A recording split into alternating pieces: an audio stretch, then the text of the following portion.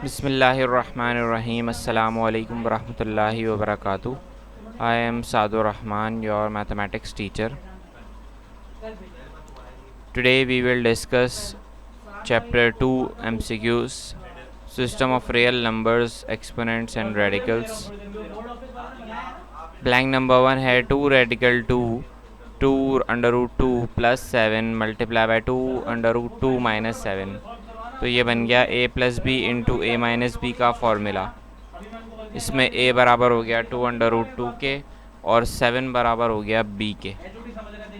इसी तरह से 2 अंडर रूट 2 जो है उसका स्क्वायर निकाल लेंगे तो आंसर आएगा आपके पास 8।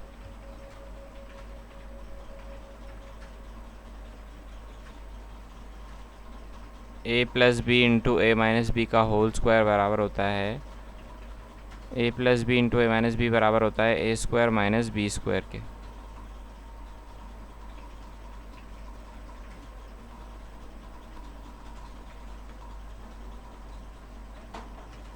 इस हिसाब से 2 अंडर रूट 2 का होल स्क्वायर माइनस 7 का स्क्वायर निकालेंगे।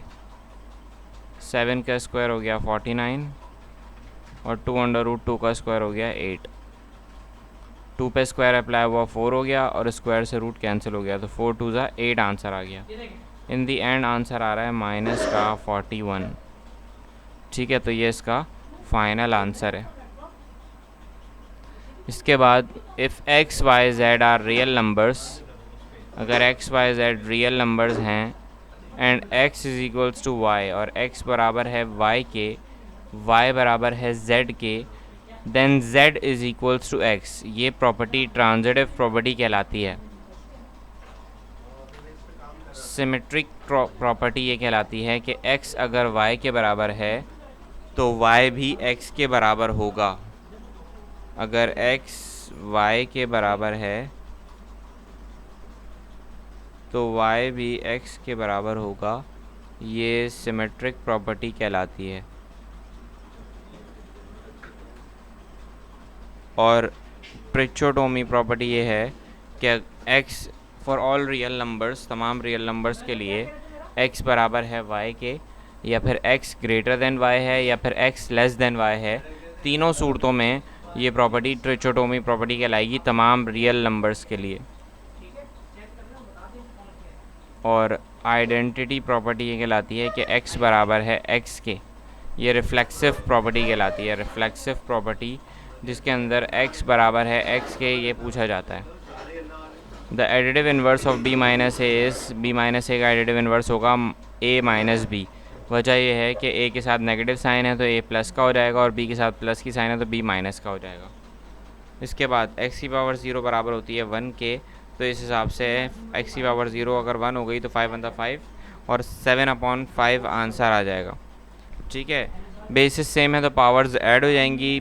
a इंटू पावर 3 माइनस 3, तो इन दी एंड आंसर आएगा a की पावर 0 जो कि बराबर होता है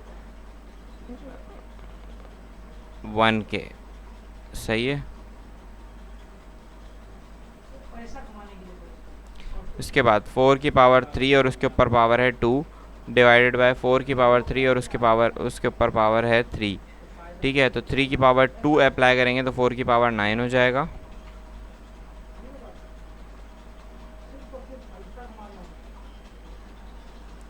और डिवाइडेड बाय 4 है, उसके ऊपर पावर 2 के ऊपर पावर 3 है, तो 2 की पावर 3 होता है 8, तो ये हो गई 4 की पावर 8। अब जब इन दोनों को सॉल्व करेंगे डिवाइड में बेसिस सेम है, पावर्स को माइनस करेंगे तो 4 की पावर 1 आंसर आएगा जो कि 4 के ही बराबर होता है। ठीक है, इसके बाद है 8 की पावर 1/3 और मल्टीप्लाई बाय 36 की पावर 1/2। 8 की पावर 1/3 का मतलब है कि cube root of 8, cube root of 8 बराबर होगा आपके पास 2 के, और ये मल्टीप्लाई हो रहा है स्क्वायर रूट ऑफ 36 से, तो 36 का स्क्वायर रूट हो जाएगा 6, तो 2 6 12 आंसर आ जाएगा।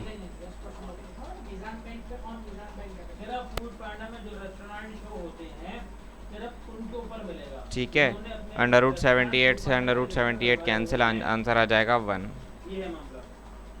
इसके बाद 14 का स्क्वायर रूट निकालेंगे तो 14 दोनों रूट आपस में मर्ज हो जाएंगे। ये हो जाएगा 2 इंटू 7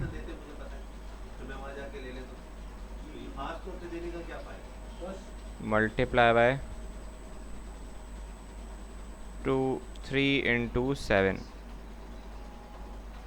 दोनों रूट मर्ज हो गए, क्योंकि अगर दो रेडिकल स्क्वायर रूट्स आपस में मल्टीप्लाई हो रहे हैं तो उन्हें आपस में मर्ज किया जा सकता है और स्प्लिट भी किया जा सकता है। तो यहाँ पर 7 रूट से बाहर आ गया क्योंकि 2 दफ़ा है, ठीक है, और 2 रूट 3 रूट से बाहर नहीं आ सकता, इसलिए 2 मल्टीप्लाई बाय 3 का आंसर आ जाएगा 6। तो 7 और रेडिकल 6 आंसर आ जाएगा। इसके बाद 35 और रूट और उसके ऊपर पावर है 4, इंडेक्स है 4। तो इसमें रेडिकेंट ये नंबर होता है जो रेडिकल के अंदर मौजूद होता है, और इंडेक्स वो होता है जो रेडिकल के ऊपर पावर मौजूद है, वो इंडेक्स कहलाएगी। और ये जो सिंबल है ये रेडिकल का सिंबल कहलाता है। x की पावर 0 1 के बराबर होती है, हम पहले भी डिस्कस कर चुके हैं। 169 का स्क्वायर रूट 13 होता है, ठीक है, और 12 under root 12 multiply by under root 12 को जब आप मल्टीप्लाई करेंगे तो स्क्वायर अंडर रूट 12 का स्क्वायर हो जाएगा और स्क्वायर से रेडिकल कैंसिल हो जाएगा। तो इन दी एंड आपके पास सिर्फ और सिर्फ 12 बच जाएगा।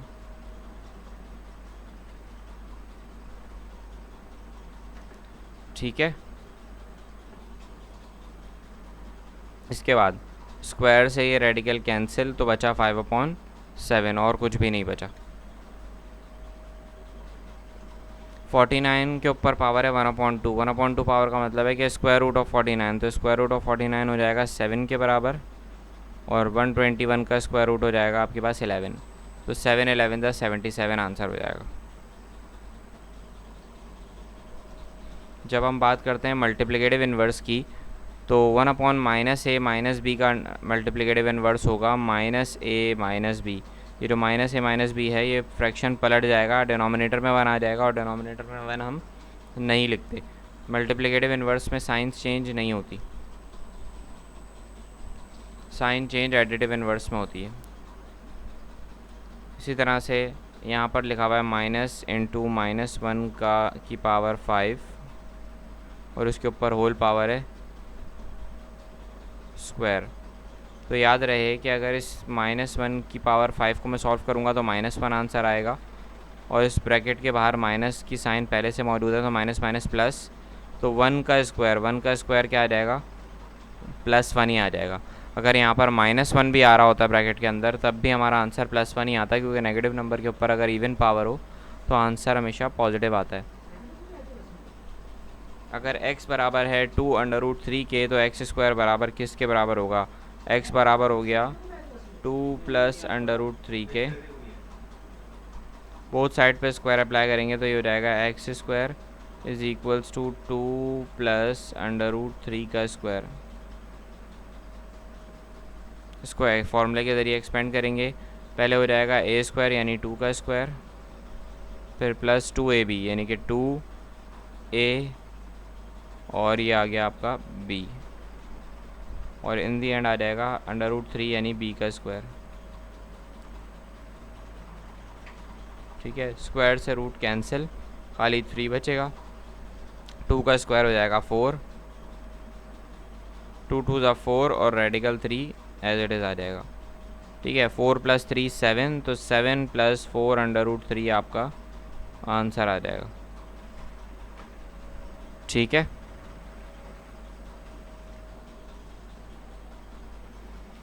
मल्टीप्लिकेटिव इन्वर्स ऑफ -1/2 आंसर आएगा -2। माइनस की साइन एज इट इज़ मौजूद रहेगी, और 1/2 का मल्टीप्लिकेटिव इन्वर्स होता है 2।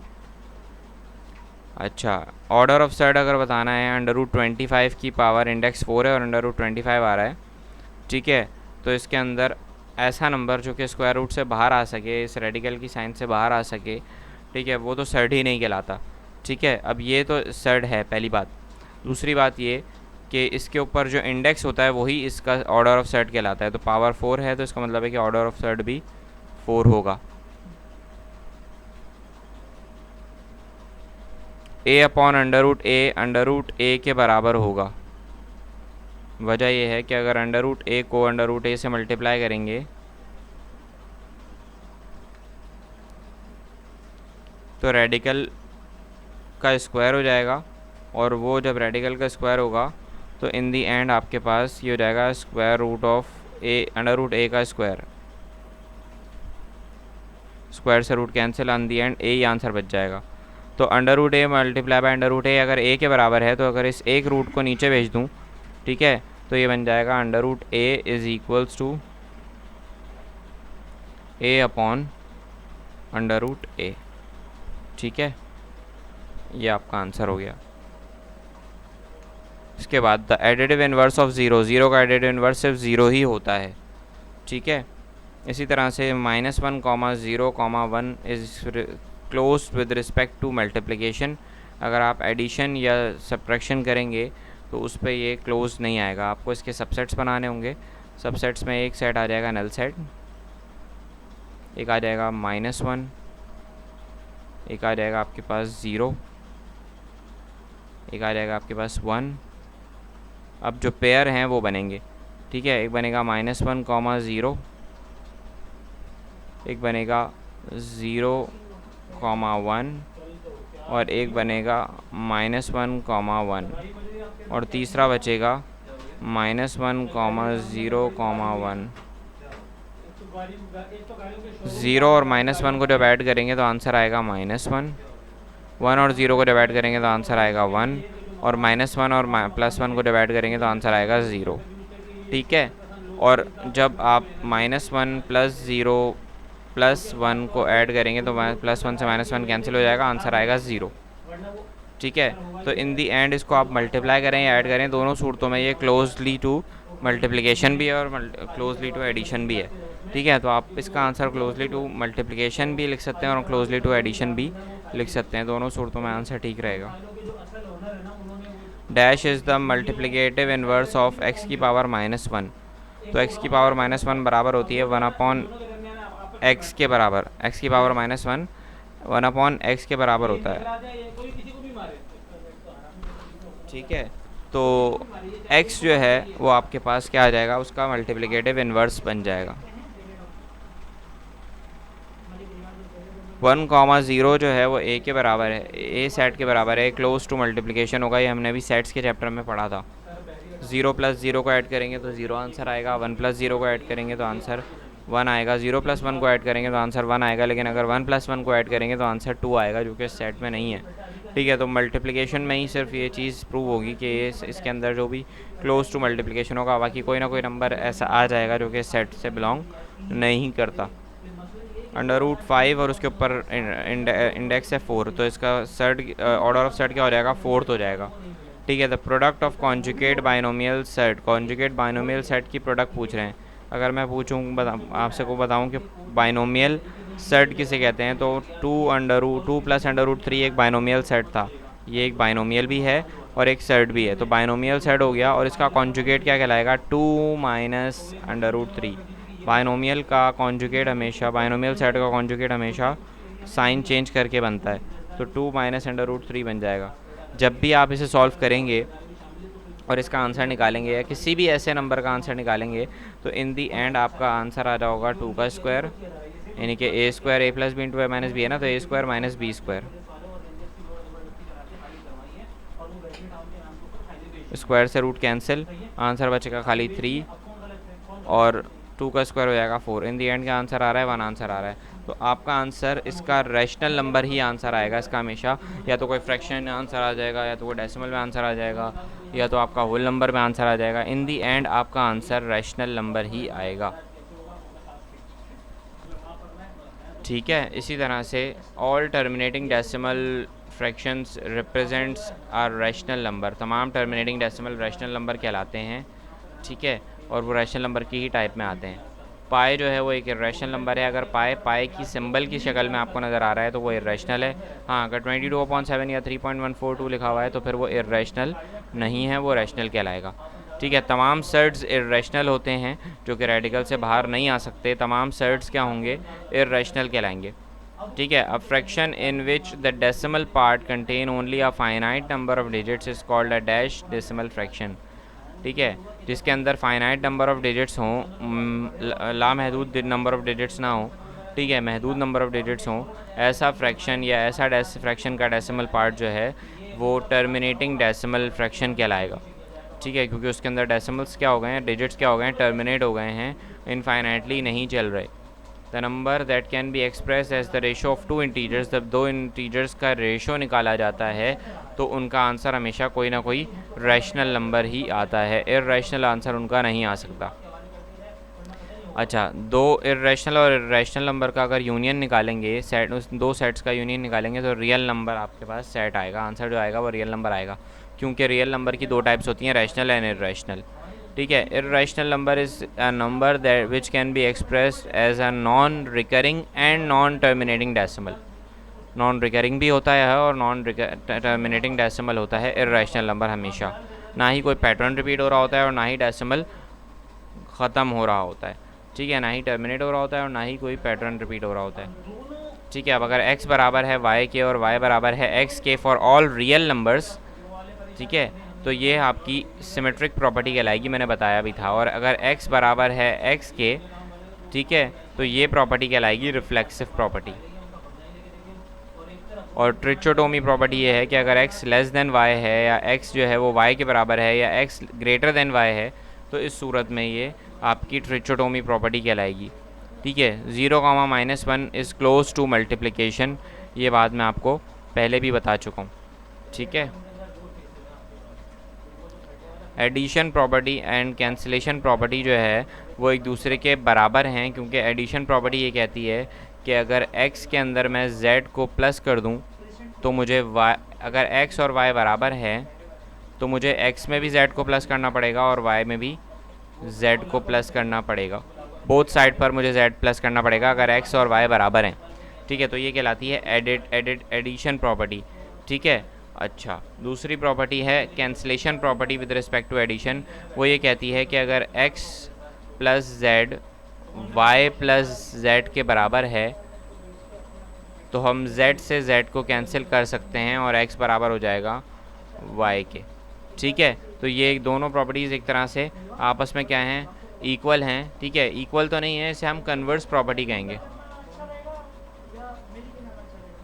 ठीक है, तो ये कन्वर्स प्रॉपर्टी कहलाती है एक दूसरे की, कि है तो एक ही प्रॉपर्टी, दोनों का answer in the end same आ रहा है, लेकिन एक दूसरे की वाइस वर्सा है, एक दूसरे का रिवर्स है, कन्वर्स हैं। ठीक है, एक में z को हम कैंसिल कर रहे हैं और एक में हम z को खुद से इंट्रोड्यूस करवा रहे हैं। ठीक है, if a is a negative real number, अगर a एक नेगेटिव रियल नंबर है, ठीक है, और उसके ऊपर पावर जो है n पावर जो है वो इवन है, ठीक है, तो a का आंसर हमेशा पॉजिटिव आएगा। नेगेटिव नंबर के ऊपर हमें अगर n पावर इवन है, ठीक है, तो वो हमें हमेशा आंसर पॉजिटिव आएगा। और अगर एक नंबर है नेगेटिव, a नंबर नेगेटिव है, अंदर नेगेटिव नंबर मौजूद है और उसके ऊपर ऑड पावर आ रही है, तो आंसर हमेशा आपके पास नेगेटिव आएगा। तो यहाँ तक हमारे चैप्टर 2 के MCQs जो हैं वो एंड अप हो गए हैं। इंशाल्लाह ताला नेक्स्ट क्लास में हम चैप्टर नंबर 3 लॉगरिथम के MCQs डिस्कस करेंगे और इंशाल्लाह उसकी वीडियो भी मैं आपके पोर्टल पर अपलोड कर दूँगा। ठीक है, अपने चैनल पर, यूट्यूब चैनल पर, वहाँ से आप देख लीजिएगा। जज़ाकल्लाह क्लास, ये MCQs समझ लें अच्छे तरीके से और इसकी तैयारी कर लें। अल्लाह हाफ़िज़।